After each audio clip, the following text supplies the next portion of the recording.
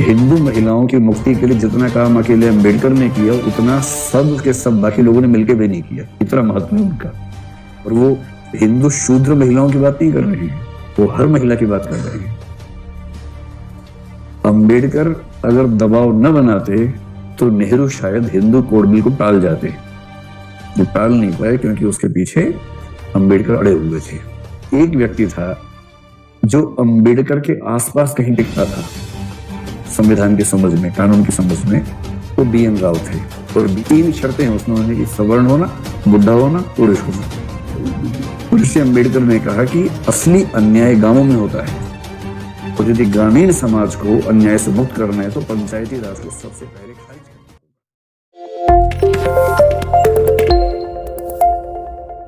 अम्बेडकर इतने नाराज थे कि उन्होंने 1933 में घोषणा कर दी। महाराष्ट्र में एक स्थान है येवला, वहां उनकी एक सभा हुई और उस सभा में घोषणा की अम्बेडकर जी ने। और उन्होंने 1933 के आसपास से वो धर्मांतरण के मूड में आ चुके थे। 33 में कहा कि देखो भाई, मैं हिंदू के रूप में पैदा हुआ, ये मेरे बस में नहीं था, पर मैं आप सबसे वायदा करता हूं कि मैं हिंदू के रूप में मरूंगा नहीं, क्योंकि ये मेरे बस में है।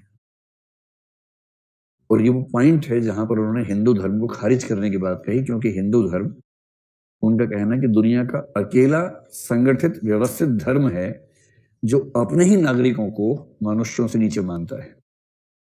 बाकी धर्मों में कम से कम आपको ये नजर नहीं आएगा कि धर्म का ही एक हिस्सा गैर मनुष्य मान लिया जाए। हिंदू धर्म में ऐसा डिस्क्रिमिनेशन था, कास्ट सिस्टम था, और इस जाति व्यवस्था ने एक समुदाय को इतना वंचित कर दिया, उसे मनुष्य मानने से मना कर दिया, कैसे फिर भरोसा करे। तो अम्बेडकर इतने नाराज हो गए कि अंत में घोषणा कर दी कि मैं हिंदू धर्म छोड़ दूंगा, मरूंगा नहीं हिंदू के रूप में। इसके बाद महात्मा गांधी ने खूब समझाया कि नहीं अम्बेडकर, ऐसे मत करो, ऐसा थोड़ा ना होता, हृदय परिवर्तन करवाएंगे हम लोग मिलकर, सबको ठीक करेंगे, तुम चिंता मत करो। अम्बेडकर बोले कि आपके से तो हो नहीं पा रहा इनका हृदय परिवर्तन, 1000 साल में एक आध व्यक्ति आपके जैसा पैदा होता है, अब हम फिर 1000 साल वेट करेंगे। तो महात्मा गांधी के तर्क उनको संतुष्ट कर नहीं पाए और फाइनली वो आक्रामक रहे। उनका महत्व बढ़ता गया इन सब समुदायों के बीच में। हिंदू महिलाओं के पक्ष में और सब महिलाओं के पक्ष में उनकी जिद थी कि यूनिफॉर्म सिविल कोड आना चाहिए ताकि महिलाओं को उतने ही अधिकार मिल सके जितने अधिकार पुरुषों के हैं। अब मैं जो बताना चाह रहा हूं, हम में से कई लोग अम्बेडकर को अनुसूचित जातियों का नेता समझ लेते हैं। मैं उनके बारे में पढ़ाता हूं तो सबसे कहता हूं कि जितनी लड़कियां बैठी हैं, विशेष रूप से हिंदू लड़कियां, सुबह सुबह उठते ही सबसे पहले उनकी मूर्ति पे ना एक फूल चढ़ा दिया कीजिए। अगर अम्बेडकर ना होते तो आज आप यहां ना होती, घर में चूल्हा चौका कर रही होती। अम्बेडकर का ये महत्व है, भी समझाऊंगा क्या महत्व है। और हिंदू महिलाओं की मुक्ति के लिए जितना काम अकेले अम्बेडकर ने किया उतना सब के सब बाकी लोगों ने मिलकर भी नहीं किया। इतना महत्व है उनका। और वो हिंदू शूद्र महिलाओं की बात नहीं कर रहे हैं, वो हर महिला की बात कर रहे हैं। अम्बेडकर अगर दबाव न बनाते तो नेहरू शायद हिंदू कोड बिल को टाल जाते। वो टाल नहीं पाए क्योंकि उसके पीछे अम्बेडकर अड़े हुए थे। खैर, ये सब होते होते 1946 से 1949 तक उनके हाथ में काम आया भारत के संविधान की ड्राफ्टिंग का। वो संविधान की ड्राफ्ट कमेटी के प्रमुख थे। अम्बेडकरवादी लोग थोड़ा ज्यादा क्लेम करते हैं, कहते हैं कि संविधान अम्बेडकर ने लिखा है।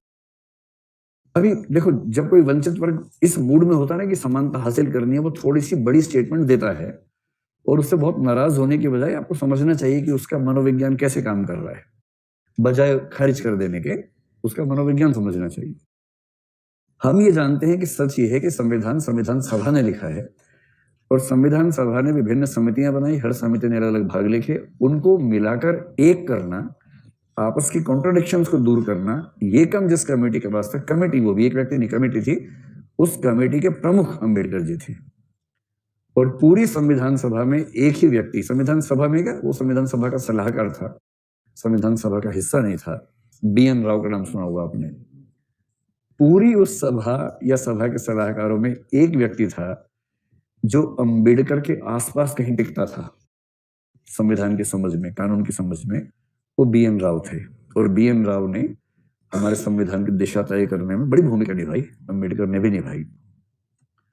और क्योंकि संविधान अम्बेडकर के हाथ में था और क्योंकि महात्मा गांधी की इस प्रोसेस के बीच में मृत्यु हो गई थी, अम्बेडकर ने कुछ कमाल तो संविधान में कर दिया।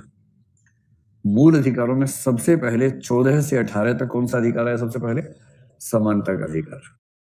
अगर उदारवादियों की चलती पहले स्वतंत्रता का आता, फिर समानता का आता, पहले कौन सा आया, ये बड़ा महत्वपूर्ण है। और समानता के अधिकार की बात करते हुए अगर आप आर्टिकल 15 को पढ़ेंगे तो उसमें स्पष्ट रूप से लिखा है कुएं, मंदिर आदि उन सब पे सबकी एंट्री उपलब्ध होगी। आप समझ सकते हैं कि उसके पीछे का भाव क्या है, दर्द क्या है। आर्टिकल 17 सीधे सीधे इसीलिए है, अस्पृश्यताकांत किया जाता है। महात्मा गांधी ने खूब कहा कि पंचायती राज को महत्व देना, पंचायती राज को महत्व देना। बीच में चिट्ठी लिखते थे संविधान सभा को। महात्मा गांधी बड़े आदमी थे, संविधान सभा तो बच्चे बैठे हुए थे, तो संविधान सभा का हिस्सा नहीं बने महात्मा गांधी। अरे तो बच्चे, मैं क्या करूंगा इसमें आके। तो बच्चे लोग संविधान बना रहे थे। महात्मा गांधी को पता लगा कि ये लोग पंचायती राज पे ध्यान नहीं दे रहे हैं। एक चिट्ठी लिख दी कि मुझे पता चल रहा है कि आप लोग पंचायती राज पे कम ध्यान दे रहे हैं, मेरी सलाह है कि उस पर ध्यान ज्यादा दें। भाव ये था कि वरना मैं अंट कर दूंगा, ध्यान रखना। और गांधी जी अगर संविधान सभा के खिलाफ अनशन पे बैठ जाते, संविधान सभा की क्या हैसियत थी उनके सामने, सब पिट जाते हो किस दिन। तो सबने कहा नहीं नहीं, हम ध्यान देंगे, ध्यान देंगे। फिर महात्मा गांधी का देहावसान हो गया। अंबेडकर पंचायती राज के घोर विरोधी थे। उनको अच्छे से पता था कि पंचायत के नाम पे जो दबंगई होती है गांव के अंदर, वो सवर्ण पुरुषों की ही होती है। अगर आपने अपने गांव की पंचायत देखी हो, एक तो जो पंचायत अभी बनती है 74th अमेंडमेंट के तहत, 73rd के तहत, उसमें तो आरक्षण हो गया थोड़ा बहुत। आरक्षण के बाद भी स्थिति क्या है हमें पता ही है अच्छे तरीके से, है ना। आरक्षण के बाद भी क्या हालत है पता है। उस आरक्षण से पहले की पंचायतों को याद कीजिए, जिसके लिए प्रेमचंद पंच परमेश्वर लिखे गए थे। उन पंचायतों में कभी कोई औरत दिखी आप लोगों को, या हमेशा पुरुष ही दिखते हैं वहां पर? सारे के सारे सवर्ण बुढ़े पुरुष इकट्ठे हो जाते हैं। 3 शर्तें हैं उसमें होने की, सवर्ण होना, बुढ़ा होना, पुरुष होना। और अगर गांव के सवर्ण बुढ़े पुरुष सारे फैसले करेंगे तो समझ सकते हैं कि जो अवर्ण है उनके पक्ष में नहीं होगा, महिलाओं की भागीदारी होगी नहीं उसमें, और नवाचार की संभावना खत्म, सारे बुढ़े बैठे हैं।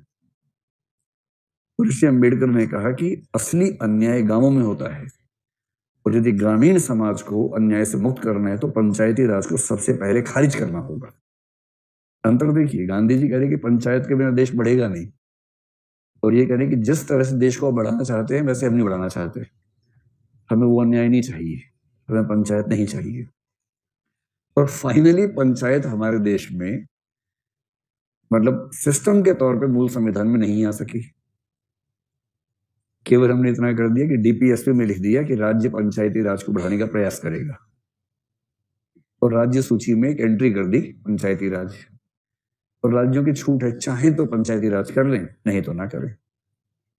ये तो बाद में 73rd अमेंडमेंट से ऐसा हुआ कि पंचायती राज एक कंपल्सरी सिस्टम बन गया, उससे पहले कहाँ सिस्टम था।